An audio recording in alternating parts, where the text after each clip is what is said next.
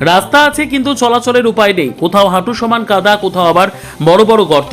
বেহাল রাস্তার কারণে ঘর থেকে বাইক কিংবা গাড়ি নিয়ে বের হওয়াই এখন কার্যত অসম্ভব। এমনকি কোনো অসুস্থ রোগীকে হাসপাতালে নিয়ে যাওয়ার ক্ষেত্রেও তৈরি হয়েছে চরম দুর্ভোগ। দীর্ঘদিনের এই সমস্যায় ক্ষুব্ধ দক্ষিণ মধুপুর পঞ্চায়েতের নোয়াবাড়ি এলাকার জনজাতি অংশের মানুষ। নোয়াবাড়ি থেকে মাখন সর্দারপাড়া পর্যন্ত প্রায় 3 কিলোমিটার রাস্তার বেহাল দশা দীর্ঘদিন ধরে স্থানীয়দের ভোগান্তির কারণ হয়ে রয়েছে। অভিযোগ, রাস্তা সংস্কারের দাবিতে বহুবার জানানো হলেও এখনো পর্যন্ত স্থায়ী সমাধান হয়নি। স্থানীয়দের ক্ষোভের মুখে একসময় এলাকার বিধায়িকা অন্তরা দেব সরকার নিজের পায়ে হেঁটে এলাকায় গিয়ে বেহাল রাস্তার পরিস্থিতি পরিদর্শন করেছিলেন। দ্রুত রাস্তা সংস্কারের আশ্বাসও দিয়েছিলেন বলে দাবি এলাকাবাসীর। কিন্তু সেই আশ্বাসের পরেও রাস্তার পরিস্থিতির কোনো পরিবর্তন না হওয়ায় ক্ষোভ আরও তীব্র হয়েছে।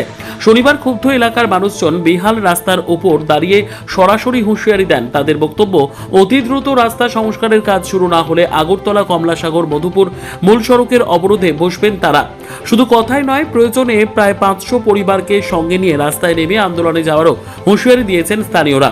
এলাকাবাসীর দাবি, নোয়াবাড়ি ও মাখন সর্দারপাড়া এলাকার মানুষের মধুপুর, কৈয়াডেপা, পুরাতল সহ বিভিন্ন এলাকায় যাতায়াতের অন্যতম প্রধান পথ এই সড়ক, অথচ বর্তমানে সম্পূর্ণ রাস্তা ভেঙে কাদায় পরিণত হয়েছে। বর্ষার সময় পরিস্থিতি আরও ভয়াবহ আকার ধারণ করেছে। স্থানীয়দের অভিযোগ, রাস্তার এমন দুরবস্থার কারণে জরুরি পরিষেবাও কার্যত ব্যাহত হচ্ছে। অসুস্থ রোগীকে হাসপাতালে নিয়ে যাওয়ার প্রয়োজন হলে গাড়ি নিয়ে এলাকায় ঢুকতে অনেকেই সাহস পাচ্ছেন না।